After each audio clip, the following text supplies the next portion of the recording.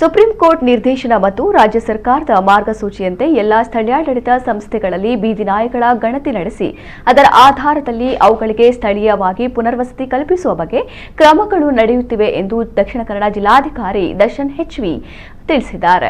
ಗುರುವಾರ phone in ಕಾರ್ಯಕ್ರಮದ ವೇಳೆ ಅವರು ಈ ಮಾಹಿತಿ ನೀಡಿದರು.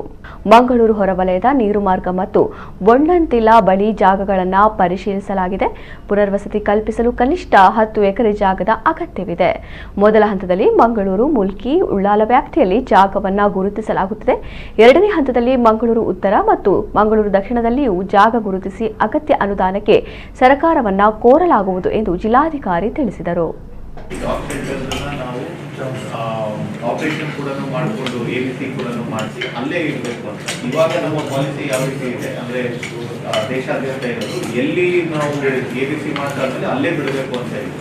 ಈಗ ABC ಮಾಡಾದ್ಮೇಲೆ ಒಂದು ನಮಗೆ ಬರ್ತಾ ಇರೋದಂದ್ರೆ ಅವು ಸ್ವಲ್ಪ ಅಗ್ರೆಸಿವ್ ಜಾಸ್ತಿ ಆಗ್ತವೆ. ಕೆಲವೊಂದು ಎಲ್ಲದೂ ಅಂತಲ್ಲ, ಕೆಲವೊಂದು ಅಗ್ರೆಸಿವ್ನೆಸ್ ಜಾಸ್ತಿ ಆಗುತ್ತೆ. ಸೊ ನಾಯಿ ಕಡಿತ ಉದಾಹರಣೆಗಳು ಜಾಸ್ತಿ ಬರ್ತಾ ಇದೆ ಅಂತ ನಮಗೆ ಕಂಪ್ಲೇಂಟ್ ಇದೆ. ಮಂಗಳೂರು ನಾರ್ತ್, ಮಂಗಳೂರು ಸೌತ್ ಅಂತ 2 ಕಡೆ ಹೋಗ್ಬೇಕು ಅಂತ ಇದೆ. ಅಂದರೆ ಮಂಗಳೂರು ಸಿಟಿ ಬಹಳ ದೊಡ್ಡದು, ಒಂದೇ ಕಡೆ ಇದಾಗೋದಿಲ್ಲ ಅಂತ. ನಾರ್ತ್ ಕಡೆ ಇದಾದ್ರೆ ನಮಗೆ ಮುಲ್ಕಿಗೂ ಕೂಡ ಹೆಲ್ಪ್ ಆಗ್ತದೆ, ಸೌತ್ ಏನಾದ್ರು ಆದ್ರೆ ಉಳ್ಳಾಲಕ್ಕೂ ಆಗುತ್ತೆ ಅನ್ನೋ ಒಂದು 2 ರೀತಿ ನಾವು ಹೋಗ್ತಾ ಇದ್ದೀವಿ. ಜಾಗ ಬೇಗ ಐಡೆಂಟಿಫೈ ಆಗುತ್ತೆ. ಜಾಗ ಐಡೆಂಟಿಫೈ ಆದ ತಕ್ಷಣ ಒಂದು ಎಷ್ಟು ಅನುದಾನ ನಮಗೆ ಬೇಕು ಅಂತ ನಾವು ಇವರಿಗೆ ಮತ್ತೆ ಸರ್ಕಾರಕ್ಕೆ 2 ಕೂಡ ಕಳಿಸ್ತೀವಿ.